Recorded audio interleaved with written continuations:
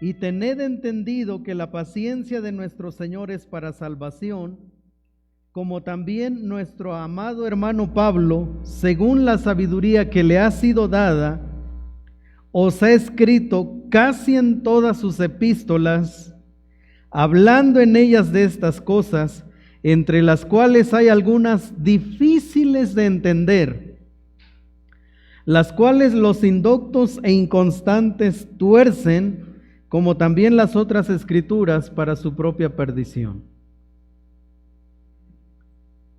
Imagínense si lo dijo el apóstol Pedro, que fue contemporáneo del apóstol Pablo,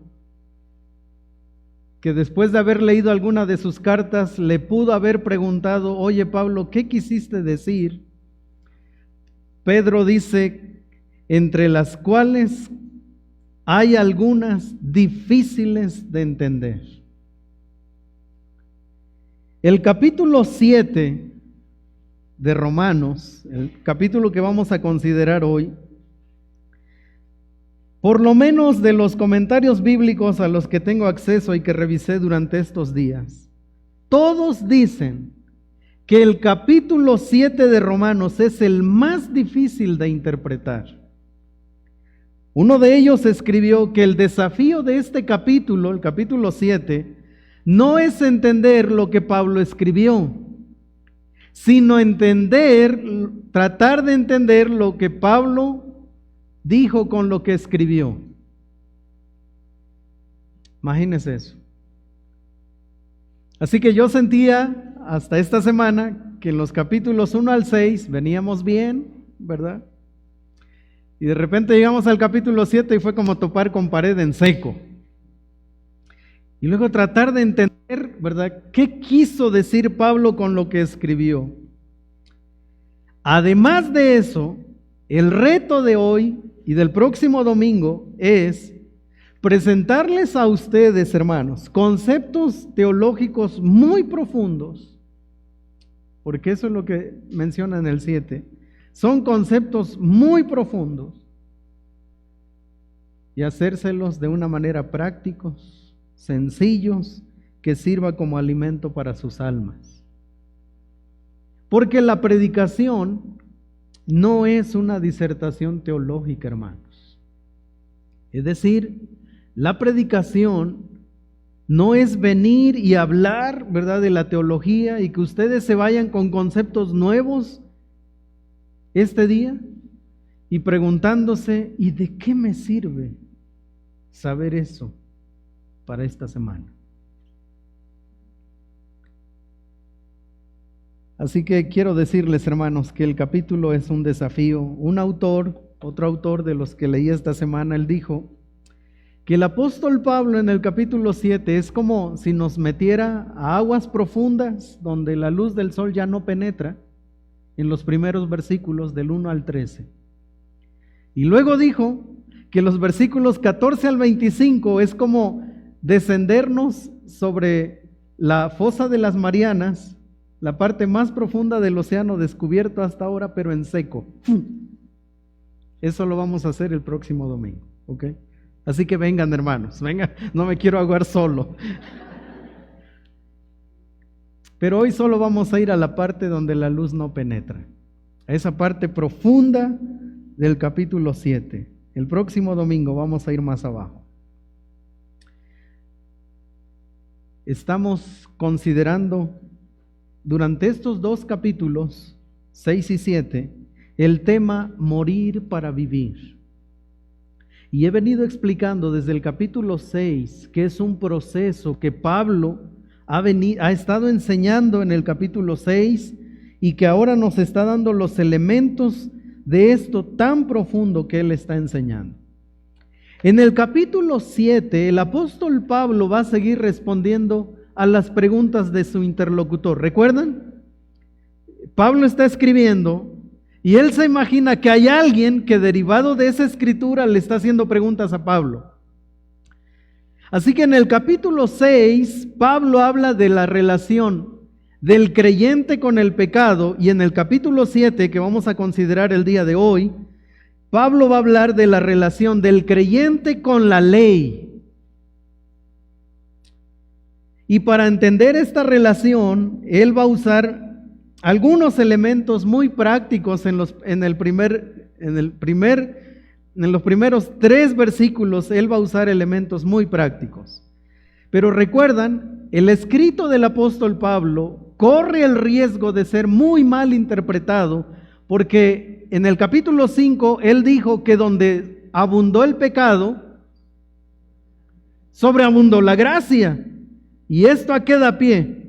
Bueno, si quiero experimentar más gracia, ¿qué debo hacer? Pecar más, ¿no? Ahora, eso es una enseñanza muy mal interpretada de lo que Pablo está diciendo. También dijo que nosotros ya no estamos bajo la ley, sino bajo la gracia. ¿Saben qué puede pensar el interlocutor? Excelente, para nosotros ahora no hay ley, pero estamos libres, démosle rienda suelta a todo lo que se nos atraviese. Total, estamos bajo la gracia y ya no bajo la ley. Pero Pablo va a explicar ahora 3 conceptos que de verdad, hermanos, yo espero poder presentar estos conceptos de manera tan sencilla. No ha sido fácil, no me avergüenza decir esto, pero no ha sido fácil entender estos versículos a lo largo de casi 8 semanas de estar estudiando el capítulo 7. Es bien complejo, pero de verdad yo espero que con la ayuda del Señor hoy yo pueda poner en palabras las palabras de Pablo en asuntos tan sencillos para que hoy ustedes y yo seamos edificados. Quiero hablar de 3 cosas. Número 1, la jurisdicción de la ley. Eso lo vamos a encontrar en los versos 1 al 3. Luego quiero hablar del creyente y la ley, versos 4 al 6. Y luego voy a hablar de la ley justa, santa y buena, de los versos 7 al 13. Okay. Así, sencillo el bosquejo que les quiero presentar el día de hoy. Vamos a ir entonces al primer verso. Dice Romanos capítulo 7, ya están ahí, ¿verdad? Romanos 7, verso 1, dice así: ¿acaso ignoráis, hermanos? Pues hablo con los que conocen la ley, que la ley se enseñorea del hombre entre tanto que éste vive. Ahora, aquí no está hablando de la ley de Moisés. Pablo está diciendo, ustedes conocen cualquier ley. Cualquier ley. Yo hablo con los que ya conocen cómo funciona nuestra sociedad. Cualquier ley. Pablo dice, a ellos quiero hablar, a los que conocen la ley. La ley solo tiene vigencia mientras el hombre esté vivo. Los rabinos, por ejemplo, los rabinos decían, si una persona está muerta, está libre de la Torá. Génesis, Éxodo, Levítico, Números y Deuteronomio. Y del cumplimiento de los mandamientos. Eso decían los rabinos. Entendemos entonces, a la luz del verso 1, que la ley tiene autoridad sobre el hombre mientras vive. Cualquier ley. Pero esa autoridad solo está limitada, la autoridad de cualquier ley solo está limitada mientras el hombre vive. La muerte le anula de todas sus obligaciones. Por ejemplo, ¿qué pasa con un asesino que aún no ha sido sentenciado y muere? Se acabó, no hay más. Eso pasó con el asesino de John F. Kennedy. Él murió antes de ser sentenciado. Listo, se acabó, no hay más. ¿Es culpable? Sí, es culpable, pero no hay manera de condenarlo, ya murió. Así que eso es muy sencillo de entender, ¿verdad? Hasta aquí creo que voy bien, ¿ok? Cuando vea que algunos están durmiendo, yo voy a pensar que están orando para que yo sea más práctico todavía, ¿ok? A mí eso me emociona mucho cuando veo a algunos que están así. Yo digo, Señor, qué hombres más piadosos has puesto en esta iglesia, porque están clamando para que el poder de tu palabra penetre sus corazones. Ya vi que algunos les hicieron así, no sé por qué. ¿Ok? Pero esto es muy sencillo. La ley tiene vigencia sobre el hombre mientras éste vive. Una vez que muere, no hay más. Así que esta semana yo, analizando esto, dije, ¿habrá en la historia alguna persona que habrá sido juzgada después de muerta? Y bueno, ahí, googleando un par de cosas, me encontré con esto. El Sínodo del Terror, también nombrado como el Concilio Cadavérico. Mire, escuche esto. Un hedor terrible emanaba de los restos cadavéricos. A pesar de todo ello, se le llevó ante el tribunal revestido de sus ornamentos sagrados, con la mitra papal sobre la cabeza casi esqueletizada, donde en las vacías cuencas pululaban los gusanos destructores, los trabajadores de la muerte. Aparece descrito en el Concilio Romano de 898 sobre lo sucedido en el Sínodo del Terror. Si bien es habitual sacar a la luz los trapos sucios y los excesos de los antecesores en el cargo, el Papa Esteban VI llegó hasta el extremo con esta práctica al desenterrar el cadáver del que antes había ocupado la silla de San Pedro. Poco pudo hacer el cadáver putrefacto del Papa Formoso, que asistió al proceso judicial ataviado con los honores de cualquier pontífice sin decir una sola palabra, como es costumbre entre los muertos, para evitar que fuera declarado inválido su papado y se anularan todas sus ordenaciones. Tras la sentencia, la momia fue despojada de todas sus vestiduras y símbolos de su jefatura eclesiástica de forma violenta. Se le cortaron los 3 dedos con que había impartido tantas bendiciones, y un grupo de soldados tomó el cadáver para arrojarlo a una fosa maldita, en la que yacían los cuerpos de varios condenados a muerte. Sin cansarse aún de castigar al indiferente cadáver, los soldados sacaron los restos de Formoso nuevamente de la fosa y los arrojaron al río Tíber. Absurdo, ¿no? Es como...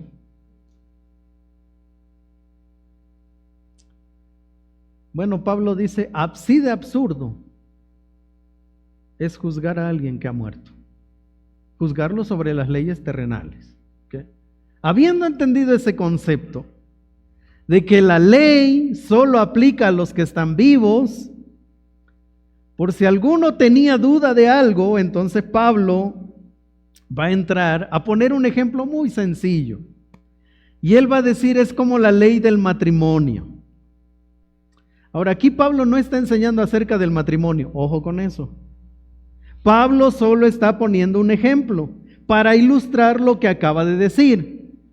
La ley solo tiene jurisdicción mientras el hombre vive. Por ejemplo, en el tema del matrimonio, cuando el esposo muere, la esposa se puede volver a casar porque está libre de la ley del matrimonio. Eso es todo lo que Pablo está queriendo decir en este pasaje, no más de eso. Está ilustrando, está enfatizando que la ley matrimonial solo deja de tener eficiencia en los cónyuges cuando uno de ellos muere. El otro o la otra, ¿verdad?, están libres para volverse a casar. Esta es la introducción del apóstol Pablo para el capítulo 7. Muy sencilla su introducción, muy práctica. Es, si hay muerte, adiós ley. El problema viene cuando nosotros empezamos a estudiar los versos 4 hasta el 25. Pero hoy solo vamos a estudiar versos 4 al 13. Vamos a ir entonces, en segundo lugar, el creyente y la ley. De eso quiero hablar ahora. Dice así, versos 4 al 6. Así también vosotros, hermanos míos, habéis muerto a la ley mediante el cuerpo de Cristo, para que seáis de otro, del que resucitó de los muertos, a fin de que llevemos fruto para Dios. Porque mientras estábamos en la carne, las pasiones pecaminosas que eran por la ley, obraban en nuestros miembros llevando fruto para muerte. Pero ahora estamos libres de la ley por haber muerto para aquella en que estábamos sujetos, de modo que sirvamos bajo el régimen nuevo del Espíritu y no bajo el régimen viejo de la letra. Y uno es cuando se pregunta, ¿qué está diciendo Pablo? Bueno, en primer lugar, Pablo dice que el creyente ha muerto a la ley. Okay. El creyente ha muerto a la ley por medio de la muerte de Cristo. ¿Recuerdan? Romanos capítulo 6, Pablo dice que cuando nosotros vinimos a Cristo, nosotros fuimos crucificados con Cristo, fuimos sepultados con Cristo, fuimos resucitados con Cristo y fuimos glorificados con Cristo. 4 cosas que Cristo vivió. Dice el apóstol Pablo que nosotros los creyentes hemos participado de eso, por tanto hay una unión con Cristo. Por eso en el capítulo 8 al final él dice, no hay absolutamente nada que nos pueda separar de Cristo. Yo no estoy unido a Cristo por mi obediencia, estoy unido por fe a Cristo. Por eso predicamos la seguridad de la salvación eterna. Pero eso lo vamos a hablar en Romanos capítulo 8. Pero Pablo dice que de la misma manera que Cristo murió, el creyente también ha muerto con Cristo. Y como Cristo resucitó, el creyente también ha resucitado. Así que la ley no ha muerto, quien ha muerto es el creyente muere en Cristo, el creyente resucita en Cristo para poder vivir una nueva vida. Ahora, seguro usted está así como yo, sigo sin entender al pastor al igual que Pablo. Pero no se preocupe, en un momento lo voy a ir desarrollando esto. Warren Wiersbe, él dice, la ley no murió porque aún gobierna sobre los hombres. Nosotros morimos a la ley y ya no tiene dominio sobre nosotros. Estar muerto a la ley no significa que vivimos sin ley. Porque algunos creyentes malamente piensan que nosotros los cristianos no tenemos leyes, porque ya no vivimos bajo la ley, sino bajo la gracia. Y hermanos, ese concepto muchos piensan que es como estar en un terreno, ¿verdad?, a campo abierto y andar por donde se nos atraviese todo. No, miren lo que vamos a estudiar esta tarde. Estar muerto a la ley no significa que vivimos sin ley, simplemente significa que la motivación y la dinámica de nuestras vidas no vienen de la ley, vienen por la gracia de Dios a través de nuestra unión con Cristo. Así que en primer lugar, nosotros hemos muerto a la ley y no se preocupe si no entiende todavía esto, ¿qué significa? Porque ese es el propósito del mensaje. Y número 2, Pablo dice, por lo tanto el creyente es libre en cuanto a la ley. Se retiran los cargos porque morimos. La ley no tiene jurisdicción sobre una persona muerta. Libres para unirnos a Cristo por medio de su muerte. Librados de la ley para servir a Cristo por medio del Espíritu Santo. Escuche esto. Básicamente, nuestras vidas ya no son gobernadas por nuestra naturaleza pecaminosa. Eso es lo que hemos venido estudiando, ¿verdad? Y dado que Cristo, por medio de su muerte vicaria, pagó la deuda que teníamos para con la ley, ya no estamos más bajo la dominación de la ley. En la experiencia práctica, en otras palabras, estar muerto a la ley significa que como creyentes ya no tratamos de agradar a Dios en nuestro propio poder. Es decir, la ley da pautas para obedecer a Dios, pero antes de yo ser creyente, dice Pablo, antes de que yo viniera a Cristo, yo trataba de obedecer la ley bajo mis propios criterios, bajo mis propias fuerzas. Era una obediencia mecánica. Eso es lo que dice Pablo. Antes de venir a Cristo, yo obedecía a la ley, pero lo obedecía en mis propias fuerzas. Y qué frustrante es eso. Porque alguien que se esfuerza en obedecer todo lo que Dios dice, y luego que el Señor Jesucristo venga y diga, el que falla en un punto de la ley se hace acreedor a toda la ley. ¡Wow!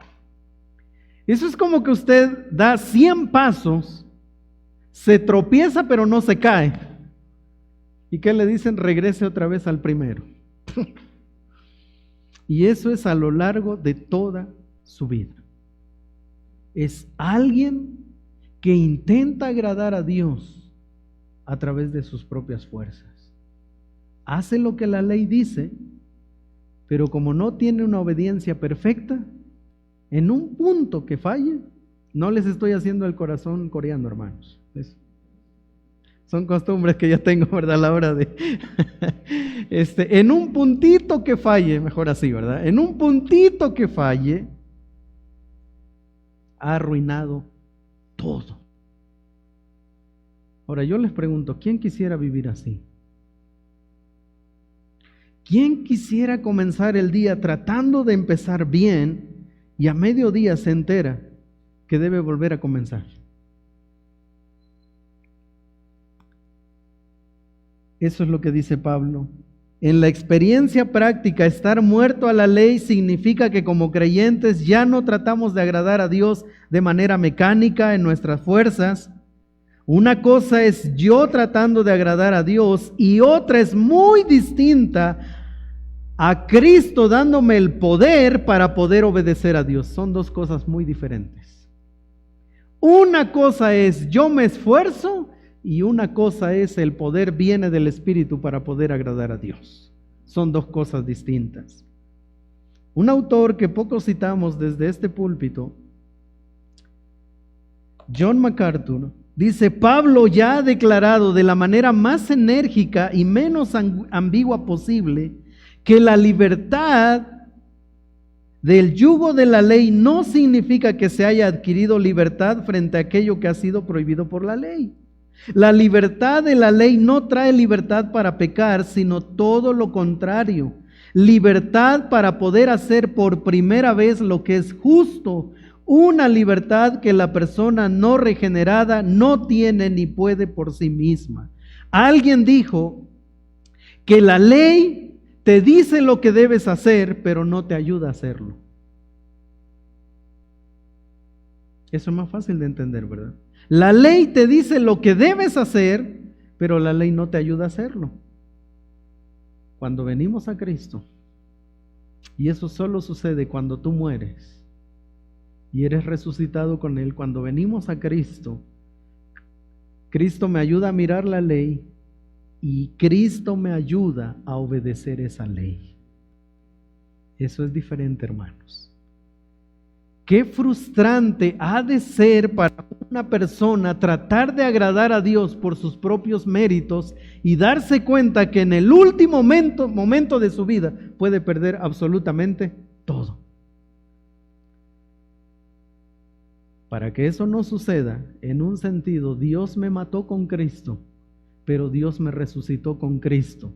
Y ahora, Cristo en mí me ayuda y me sostiene, me capacita para poder obedecer y agradar a Dios. La ley solo dice lo que tengo que hacer, pero no me da el poder para hacerlo. Pero cuando yo vengo a Cristo, Cristo me dice lo que debo hacer y además me ayuda, me sostiene para poder hacerlo. Esa es la diferencia. Ahora quiero presentar 3 verdades bíblicas acerca de la ley y la relación con el creyente. Estas no son opiniones del apóstol Pablo, hermanos. Él en este punto nos va a hablar acerca de la ley y la relación con el creyente. La ley solo... Ahora, antes de entrar en esto, quiero mencionar esto. Pablo está diciendo lo que la ley no puede hacer. ¿Okay? Pablo no está menospreciando la ley. Y en un momento más se los voy a demostrar. Pablo no está menospreciando la ley. En estos 3 puntos, Pablo está diciendo lo que la ley no puede hacer. Punto. La ley solo nuestra muerte a la ley puede liberarnos para pertenecer a Cristo. Es decir, hasta que alguien deje de agradar a Dios en sus propias fuerzas, hasta que muera con Cristo, hasta que venga a Cristo, solo en ese momento es posible entonces pertenecer a Cristo. Alguien que se quiere acercar a Dios bajo sus propias fuerzas, haciendo buenas obras, siguiendo A, B, C, D, E, ese no puede agradar a Dios. ¿Qué tiene que pasar? Matar esa naturaleza que le dice, tú puedes acercarte a Dios, solo inténtalo. Esa naturaleza tiene que morir a los pies de la cruz. Y cuando esa naturaleza que te lleva a querer agradar a Dios en tus propias fuerzas, entonces Cristo te capacita para decirte, no puedes, pero yo te voy a dar el poder. Lo harás en mí para poder obedecer a Cristo. Número 2, la ley despierta el pecado y se alía con el pecado para causar la muerte. Porque mientras estábamos en la carne, las pasiones pecaminosas que eran por la ley obraban en nuestros miembros llevando fruto. Lo voy a aclarar un poquito más adelante, por eso no me estoy deteniendo tanto. Y en tercer lugar, la ley estorba la vida en el Espíritu. 3 conceptos. Esto es, Pablo no está menospreciando la ley, pero Pablo está diciendo lo que la ley no puede hacer, y es sencillamente porque la ley te dice lo que debes hacer, pero no te ayuda a hacerlo. Por lo tanto, la ley no te puede poner en una relación correcta con Dios. Bueno, entonces surge una pregunta muy sencilla, hermanos, muy honesta de ese interlocutor. Después de escuchar a Pablo, versos 4 al 6, y es aquí donde entramos al tercer y último punto del mensaje, pero no se me emocionen, me faltan todavía, según mi cronómetro, un par de minutos, pero ya estoy en el último punto, ¿ok? Vamos a ver la ley justa, santa y buena. Así que después de escuchar lo que la ley no puede hacer, ese interlocutor, con toda honestidad, le pregunta a Pablo, a ver, Pablo, si la ley no puede hacer esto, entonces, ¿la ley es buena o es pecado la ley?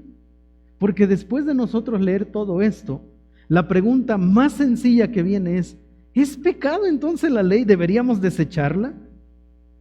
Esa es una pregunta muy honesta, y la respuesta contundente de Pablo es no, en ninguna manera. La ley es buena. No es pecado la ley. Sí, Pablo, pero tú acabas de decir en los versos 4 al 6 3 elementos que la ley no puede hacer. Así que, ¿nos sirve de algo la ley? ¿Es pecado la ley? Pablo dice no, en ninguna manera. Y esto es lo que él responde. De manera que la ley a la verdad es santa y el mandamiento santo, justo y bueno. Vamos a Mateo 5, 17 al 19, por favor. Busquen Mateo 5, 17 al 19. Si alguien no trae Biblia, está en la pantalla. ¿Okay? Y vamos a leerlo todos juntos. ¿Okay? Dice así, al unísono: no penséis que he venido a abrogar la ley o los profetas. Porque de cierto os digo que hasta que pasen el cielo y la tierra, ni una jota ni una tilde pasarán de la ley hasta que todo se haya cumplido. De manera que cualquiera que quebrante uno de estos mandamientos muy pequeños y así enseña a los hombres, muy pequeño será llamado en el reino de los cielos, mas cualquiera que los haga y los enseñe, este será llamado grande en el reino de los cielos. Esto dijo Jesús de la ley. Yo no vine para abolir la ley, yo vine para cumplirla. Así que yo no puedo pensar a Pablo diciendo, no, la ley ya no sirve, la ley es inútil. No, no tiene ni por cerca esto en la mente. Esto es lo que dijo el Señor Jesucristo. No piensen que con mi llegada, la llegada de la gracia, la ley queda abolida y ustedes pueden vivir sin ley. No, Jesús dice, yo vine para darle perfecto cumplimiento a la ley. Miren, la ley es tan buena que vamos a Salmo 19, 7 al 11. Ese sí no está en la pantalla, así que vamos a sus Biblias. Salmo 19, 7 al 11, por favor. Miren lo que Dios dice de su ley. Porque eso es lo que Dios dice de su ley. Vamos a leerlo todos juntos. Salmo 19, 7 al 11. Dice, la ley de Jehová es perfecta, que convierte el alma. El testimonio de Jehová es fiel, que hace sabio al sencillo. Los mandamientos de Jehová son rectos, que alegran el corazón. El precepto de Jehová es puro, que alumbra a los ojos. El temor de Jehová es limpio, que permanece para siempre. Los juicios de Jehová son verdad, todos justos. Deseables son más que el oro, y más que mucho oro afinado, y dulces más que miel, y que la que destila del panal. Tu siervo además, en guardarlos hay grande galardón. Esto es lo que dice Dios de su ley. La ley de Jehová es perfecta. La ley tiene el poder de convertir el alma. El testimonio, la ley de Jehová es fiel, no cambia, que hace sabio al sencillo. Los mandamientos de Jehová son rectos. ¿Cómo podríamos pensar que Pablo está diciendo, miren, la ley ya no sirve, ya quedó abolida, no sirve para nada? Pablo está diciendo, no, en ninguna manera, yo no estoy diciendo que la ley la debemos desechar. Solo está diciendo lo que la ley no puede hacer en mi vida con relación con Dios. Pero miren, vamos al Salmo 119, 1 y 2. Salmo 119, 1 y 2. Y solo vamos a leer los primeros dos versos, ¿ok? Salmo 119, 1 y 2 dice así: bienaventurados los perfectos de camino, los que andan en la ley de Jehová.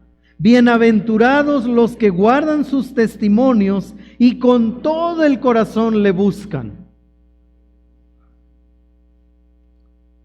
Imagínense.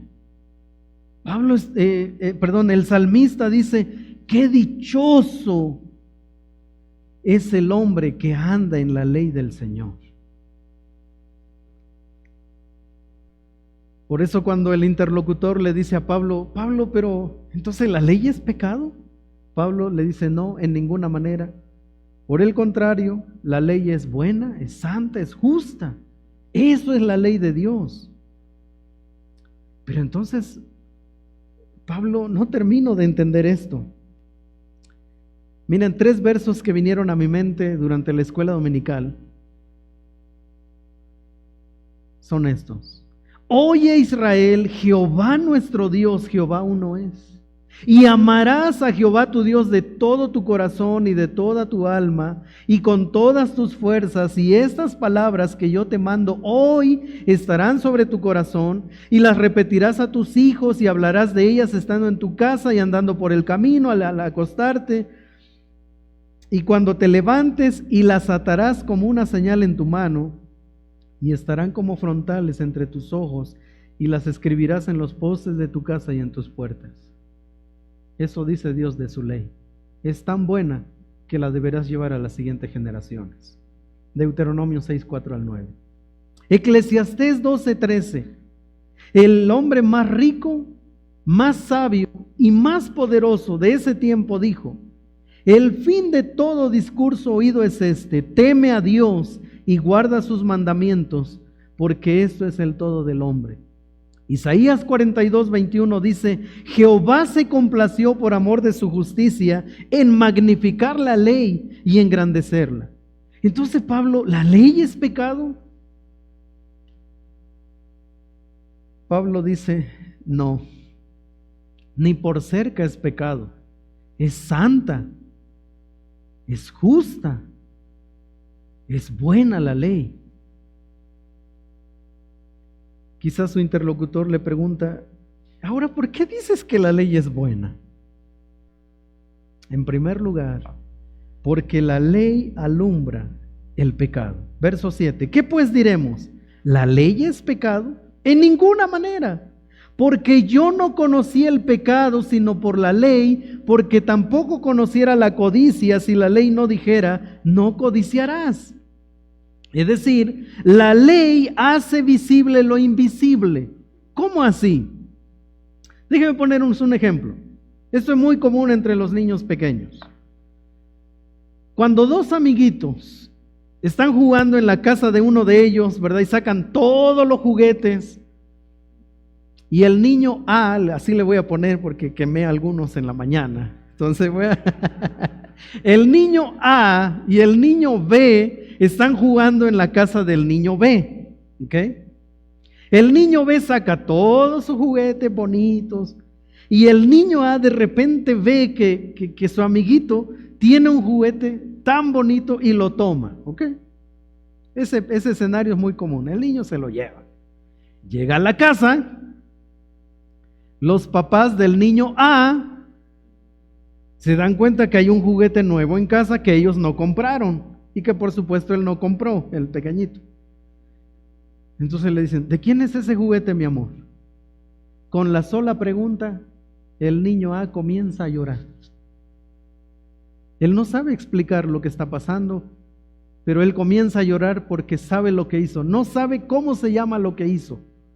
Solo comienza a llorar porque él sabe que eso que él tiene en su mano no es de él.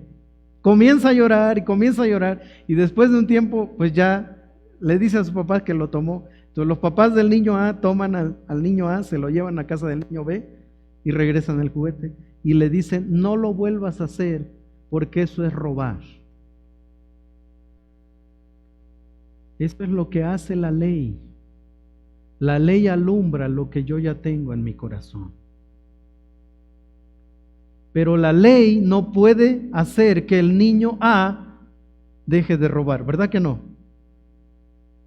¿Saben qué va a pasar la próxima vez que el niño A vaya a casa del niño B? Sí, va a jalar otro juguete, ¿verdad? ¿Y qué van a hacer los papás del niño A? Ahí ya se lo pueden sonar.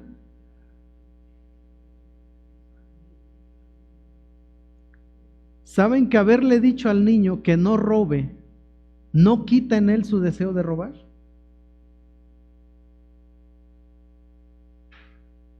Eso hace la ley, alumbra lo que ya hay en mi corazón. Por eso Pablo dice: la ley es buenísima, porque la ley solo te deja ver lo que hay en tu corazón.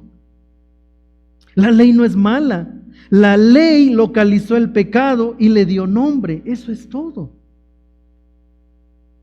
El niño no robó porque le dijeron: no robarás.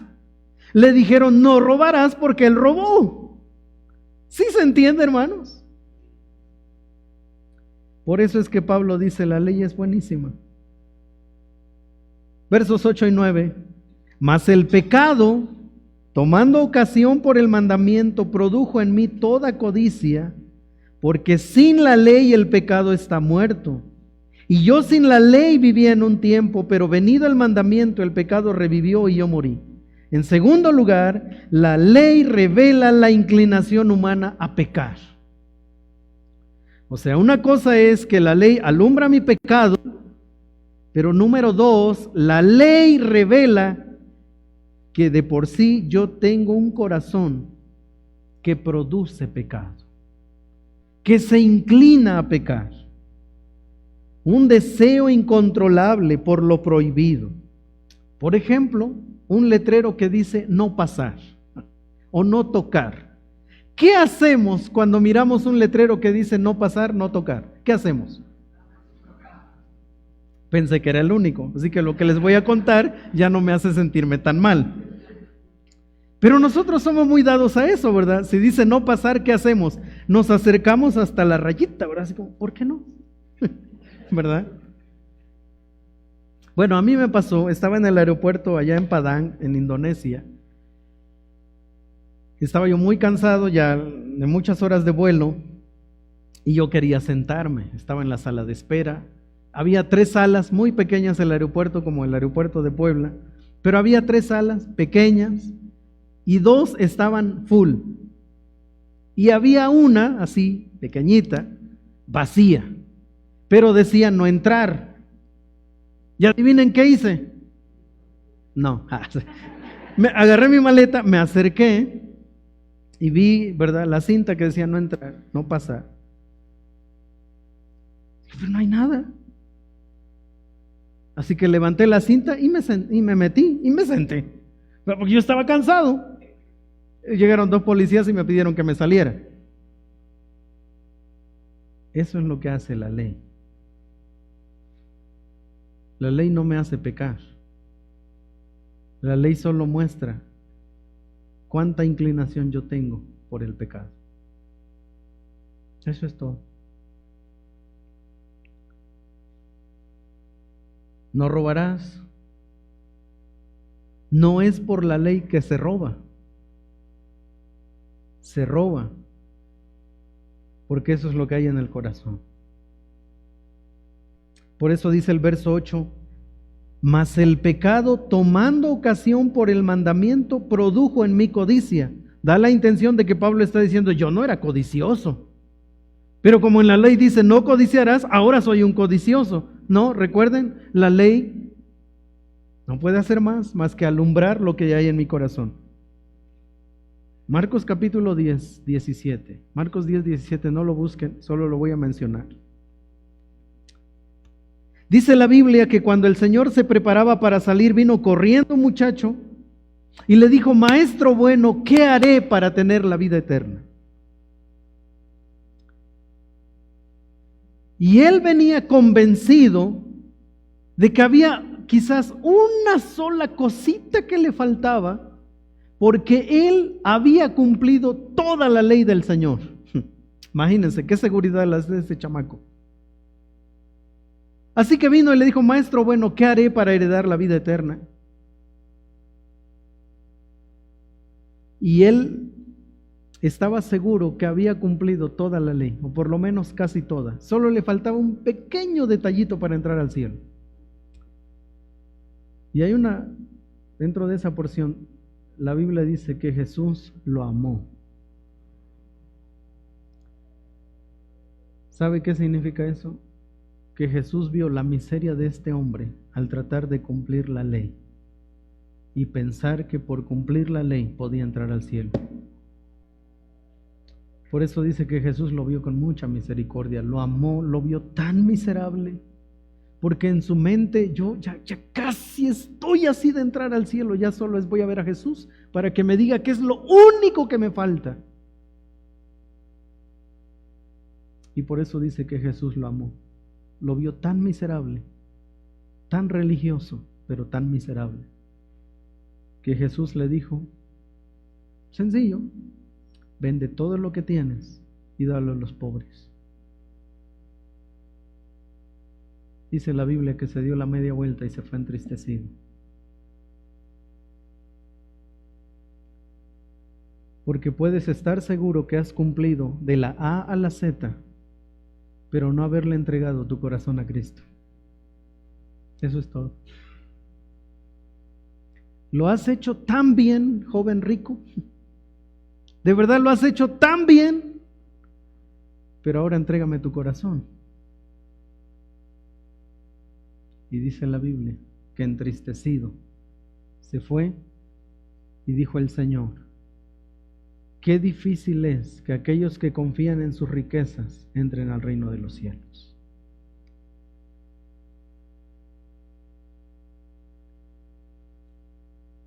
Irónicamente, al prohibir un pecado, la ley puede convertirse en una fuente de tentación para cometer ese mismo pecado. Una vez estaba leyendo un artículo que habla acerca de la disciplina de los perros en el entrenamiento que les dan. Y dicen que cuando agarran a un perrito y le pegan con el periódico, lo único que están haciendo es reforzar la conducta errónea, ¿verdad?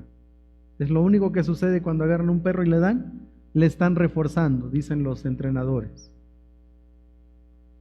Verso 9, y yo sin la ley vivía en un tiempo, pero venido el mandamiento, el pecado revivió y yo morí. William Hendrickson dice, significa, hubo un tiempo en que me sentí seguro sin tener una convicción de pecado. En ese tiempo la implicación plena de la ley no se había registrado aún en mi conciencia y no había llegado a ser un peso intolerable. Yo pensaba que en lo moral y espiritual me iba bastante bien, como el joven rico. Pero cuando el mandamiento vino, es decir, cuando me percaté de qué era lo que la ley realmente demandaba, me di cuenta de cuán grande pecador era yo. Fue entonces que morí, es decir, ese fue mi fin como persona satisfecha y segura en sí mismo. Eso fue lo que pasó el día que Jesús habló con ese joven rico. Ese joven rico se sentía tan seguro, tan satisfecho de que había obedecido la ley hasta que Dios le demandó su corazón. Se dio cuenta entonces que todo lo que había hecho no servía para nada. Como decir, estás muerto.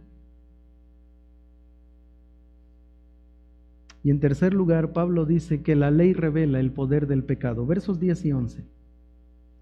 Y hallé que el mismo mandamiento que era para vida, a mí me resultó para muerte, porque el pecado, tomando ocasión por el mandamiento, me engañó y por él me mató. Es decir, da pie al legalismo y al moralismo, y estos conducen a la muerte. ¿Qué quiero decir con esto? Los judíos del tiempo de Jesús eran tan celosos de la ley que habían idolatrado a la ley. Los líderes religiosos pedían a los judíos que hicieran al pie de la letra A, B, C, D, E hasta Z. Se habían convertido en seres tan miserables porque ponían cargas sobre los hombres que ellos no tocaban. Se hicieron tan meticulosos que en ese proceso tan meticuloso de haz esto, no hagas esto, más bien la ley se volvió tan prohibitiva, no, que dice Pablo, ese legalismo y ese moralismo produjo muerte en aquellos religiosos. Porque no es la religión la que produce vida, la sola religión produce muerte.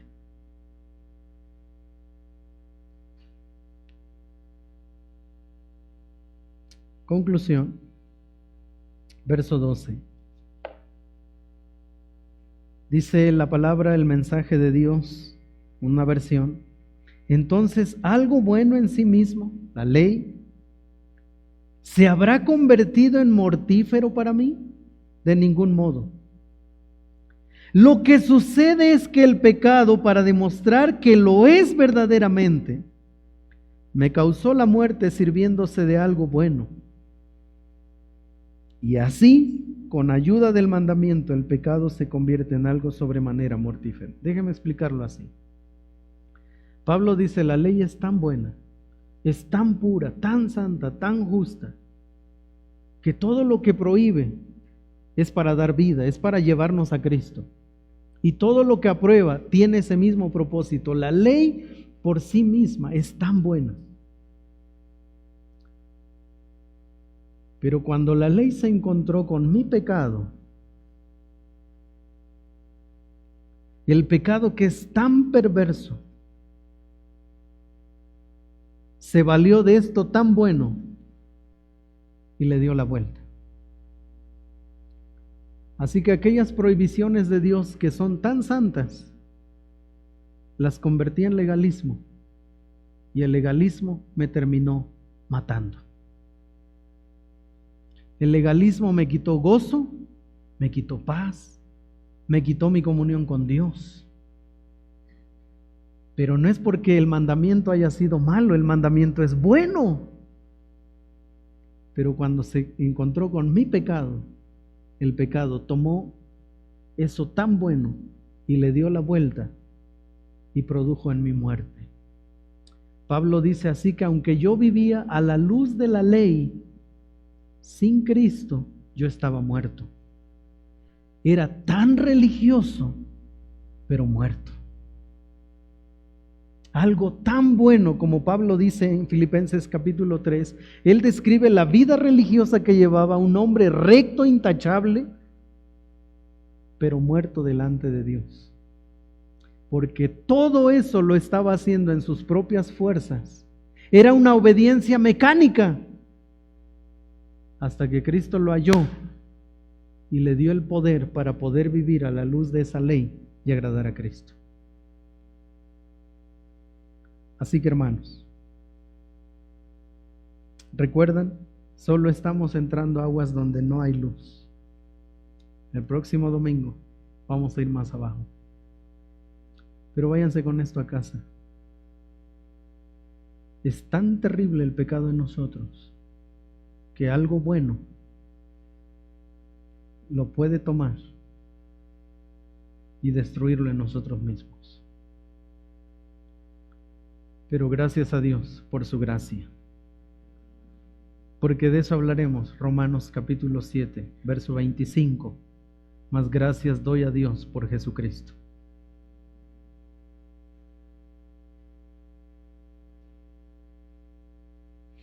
Vamos a orar.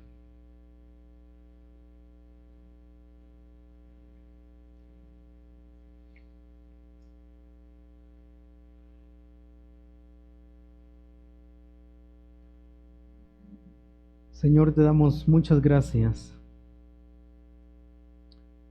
porque Cristo vino para obedecer la ley completamente y a través de ella mostrarnos, a través de su obediencia, mostrarnos que se es posible agradar a tus mandamientos, pero no en nuestras propias fuerzas, sino en el poder del Espíritu Santo. Por supuesto que ahora no vivimos a la luz de leyes civiles como las del Antiguo Testamento. Por supuesto que ahora no seguimos la ley de ojo por ojo, diente por diente. Pero hay una ley todavía superior, que es la ley de la gracia. Esa que dijo el Señor Jesucristo, que si alguien te abofetea en una mejilla, ponle la otra. Así que todavía hay leyes que nos gobiernan. Hay leyes, Señor, que ya no están vigentes para nosotros en este tiempo, como las leyes civiles, las leyes ceremoniales, porque en Cristo se cumplieron todas. Pero están las leyes que tienen que ver con el carácter santo tuyo. Los 10 mandamientos no han sido desechados, Señor, siguen siendo los principios rectores. Y ahora entendemos que podemos obedecer los 10 mandamientos por causa de Cristo. Así que, Señor, ayúdanos a entender esto tan profundo que el apóstol Pablo escribió, que no vino de su pensamiento, que vino de una instrucción, de una iluminación del Espíritu Santo. Así que nosotros pasaremos muchos años estudiando Romanos capítulo 7 y seguramente no llegaremos a entender toda la profundidad que en ella hay. Pero no necesitamos entender toda esa profundidad. Con lo que hoy entendimos, tú nos llamarás a cuenta. Así que, Señor, ayúdanos a ser obedientes genuinos en el poder de tu palabra, para que no seamos hallados como aquellos que intentaron obedecer tu ley, tu palabra, sin el poder, y terminaron de fracaso en fracaso. Señor, ayúdanos, Señor, a vivir para tu gloria. En el nombre de Jesús oramos. Amén y amén.